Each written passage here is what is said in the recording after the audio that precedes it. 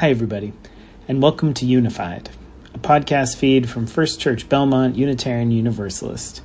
We'll be sharing sermons and stories, especially thematic content made new every week. We're so glad you're here, and for more information about who we are and opportunities to grow and deepen, swing by the church on Sundays or check out our website at uubelmont.org.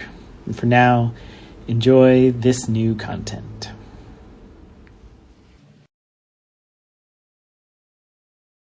Right here, from where we are, there is a gift we can give the world.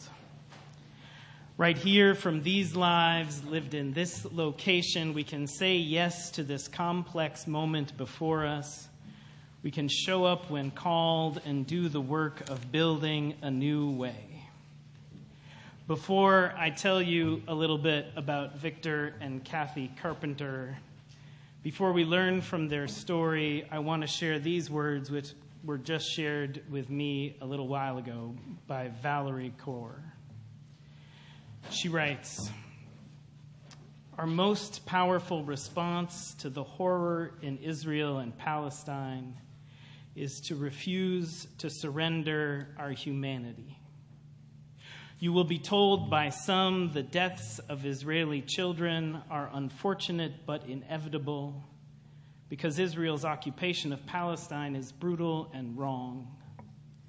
You will be told by others the deaths of Palestinian children are unfortunate but inevitable because it is the only way to keep Israel safe from terror, and Hamas brought this on its own people. You will hear our aggression is the only response to their aggression, our fear more justified than their fear, our grief more devastating than theirs ever will be. But oh, my love, the hierarchy of pain is the old way. The moment we allow our hearts to go numb is the moment we shut down our humanity." She continues, "I don't know the solution to the conflict in Israel and Palestine, but I do know the starting point: to grieve their children as our children. It's the only way to break the cycle. To my loved ones who are Israeli, Jewish, and Palestinian, I see your searing pain.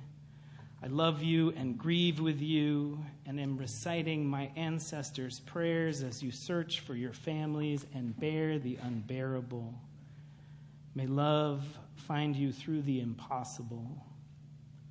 And to everyone else, if you cannot look at the images, it's okay. Step away. Be with the earth. Go to the trees. Let them breathe through you. Remember that you do not need to do all the things, just the one that's yours to do. If you want to help but don't know how, begin in relationship. Who in your life is hurting from this? Offer to walk with them, listen to them. There's no fixing grief, only bearing it together. Only then do we know what to do next. If you're falling apart, your breathlessness is not a sign of your weakness, but of your strength, of how deeply you feel the horror, how deeply you care. You still feel, and that matters in a world that wants us to feel nothing. Open our hearts to grief, others and our own, is how we hold our humanity in a world that would destroy it. It's how we will begin to survive this. I love meeting with you all. Not so much in meetings, though I love our meetings. More particularly, what I mean is I love meeting one-on-one with you. I love getting to know you, learning about your lives, learning how you have become yourselves, learning about who you are and most deeply long to be and become. It is one of the most enjoyable parts of my job. And so it was that I went to the home of Kathy Carpenter, who was here for many years along with her husband, Victor Carpenter, who served this church just a few ministers ago, whose feet stood precisely here. Again, if you have never heard, there's actual footprints here. Sometime come up to the pulpit and check them out. So every time I stand here before you, every time we all stand here before you, we stand literally in the footprints of all those who have come before. And so, I especially love visiting her and hearing her stories. There's some very good stories, both about Victor and his ministry, about their lives, about their time here in Belmont, but especially for us today, about their time in South Africa. Over and over, they took in the reality they faced and got to work in their family, in their community, and especially in the wider world. They knew deep down, like in the reading before, that they were each one cell in the larger body of humankind. And while they could not do it all, that there was something that was theirs to do. And this is such a beautiful teaching to me here today. At one point, Victor and Kathy were in the suburbs. Churches were calling, as they sometimes do, asking if he might consider leaving. And at one point he said out loud, which is always a bit of a red flag when you say these things out loud, that he would only leave to go to South Africa. There was one larger church there and two little fellowships and one minister who served them all. And at the time, the post had just been filled, or so they thought, but they soon found out that that minister decided not to go. And so Victor came to Kathy and asked if she really would go. And she said yes, and they were off.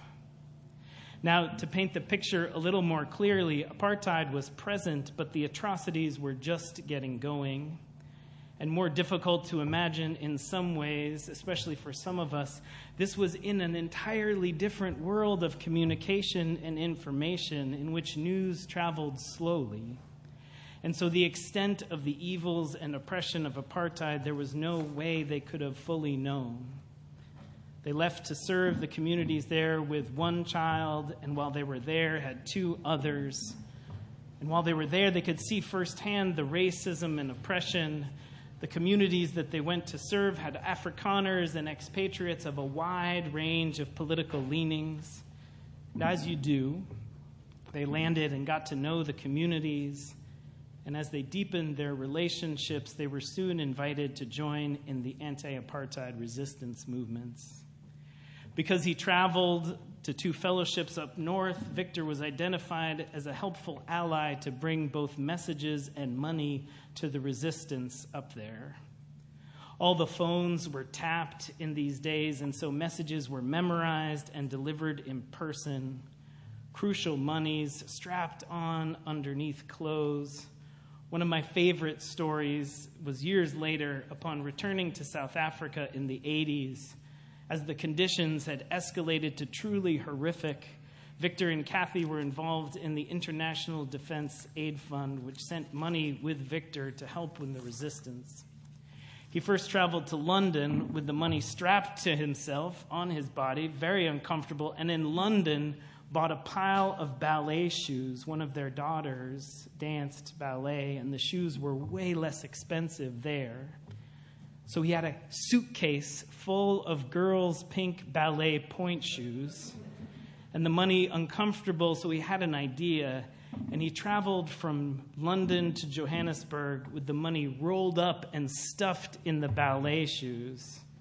And at customs entering into South Africa, the officer was surprised to see an older man with a suitcase full of girls' ballet shoes. And let us remember, being discovered bringing money internationally to support anti-apartheid efforts would have landed him in jail. So it makes what is about to happen even more miraculous. The customs officer is perplexed and takes one of the ballet shoes out to look at it and asks why Victor has them. And he leans in and says, "I smell them." I smell them. To which, perplexed and disgusted, the officer then closes the suitcase without further exploration and sends Victor and the crucial transforming money through. It's hard to imagine the courage it must have taken. I just recently asked Kathy where she and Victor found the courage, what helped them find it, and she said, "It just comes," which I think is so beautiful. It just comes when you say yes to the circumstances before you, when you know who you are and why you are there. Kathy found the courage there in South Africa over and over. There was an organization called the Black Sash, which is one of my favorite things ever. It was an organization of white women, many of whom were wives of influential men in South Africa, and they organized themselves to show up in coordinated, nonviolent resistance. They would arrive all dressed up, each with a black sash on, and they would stand in protest. From 1955 to 1990, the Black Sash was one of just two consistent, vocal, white opposition forces against apartheid. In addition to the public protest, they also had advice offices for non-white South Africans to help them learn about their rights and ways to resist the oppressive regime. Kathy volunteered in one of those offices and participated in the Black Sash while she was there. She told me of their training, how they would stand arm's length from one another, how they would keep their gaze fixed and raised no matter what was being screamed at them, no matter what was being threatened. But I think the most beautiful resistance, the most inspiring gift to me was when they created the Society for Children with Autism. When they discovered that one of their children was autistic, there was no support in South Africa. Like here in the States long ago, there was little coordinated support and even a destructive culture and practice of blaming the mother for the child's autism. So they created resources and connected families. They created something where there was nothing, both for their family and so many others. And when they left, it continued and continues to this day as a school. In fact, the opening of the school was the reason Victor headed back to South Africa with the ballet shoes. Over and over, they served. They met the moment before them and served the unfolding of freedom and love. They were undaunted and undeterred, and their lives were, and for Kathy, are a blessing. I'm so grateful to announce that we will be commemorating Victor's ministry by dedicating a pew to him in the Unitarian Universalist Urban Ministry, which he loved and was woven with as well. The urban ministry used to be housed far away from its current location. While its mission was similar, it was not proximal to the people that it sought to serve. Victor was close then with John Hickey, the director, and leaned on him, as many of you can imagine if you knew him, leaned on him to sell the building and move to Roxbury to be closer to the people, and they did. And the modern version of the urban ministry started to grow and deepen its roots, which is now flourishing under the guidance of Mary Margaret Earl and her incredible team. We've raised the money to dedicate the pew, but if you'd like to add to the donations we'll be sending in his honor, just let me know. Facing this moment we are facing, with this unspeakable violence erupting, with the deep divisions here in this country, with the rampant suffering of our youth and so many, what is yours to be and become?